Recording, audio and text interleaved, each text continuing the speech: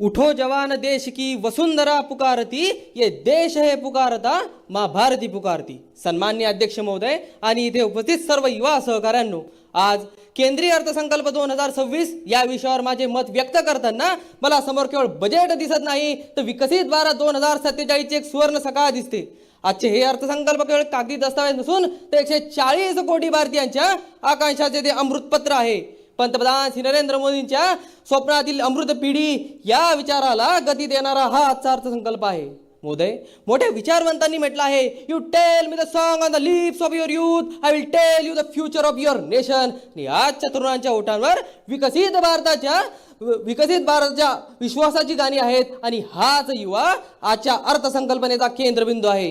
अध्यक्ष महोदय, आज जगभरात चिप वॉर यावर चर्चा सुरू असताना भारताने सेमीकंडक्टर मिशन 2.0 च्या माध्यमातून जगाला ठणकावून सांगितले आहे, उद्याचं जग हे मेड इन इंडियाचे वर अवलंबून असेल। तंत्रज्ञान क्षेत्रात नव्हे तर बायो फार्मा शक्ती मिशनच्या माध्यमातून या राष्ट्राला ग्लोबल हेल्थ केअर हब बनवण्याचं कार्य या अर्थसंकल्पनेच्या माध्यमातून होत आहे।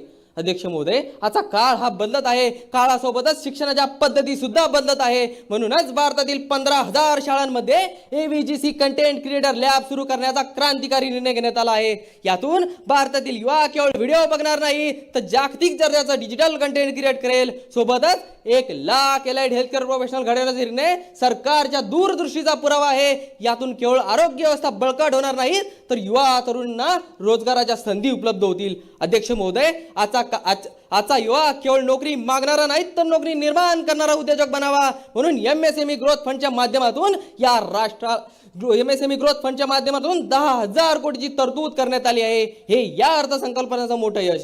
सोबतच खेलो इंडिया मिशनच्या माध्यमातून क्रीडा क्षेत्राला उद्योगाशी जोडून युवा खेळाडूंना रोजगार उपलब्ध करून दिला आहे। अध्यक्ष महोदय, विकसित भारत हे स्वप्न नव्हे तर संकल्प आहे आणि डिजिटल सक्षमता आणि कौशल्य विकास हे त्याचे आधारस्तंभ आहे आणि याच आधारस्तंभांना गती देण्याचा काम हा अर्थसंकल्प करत आहे।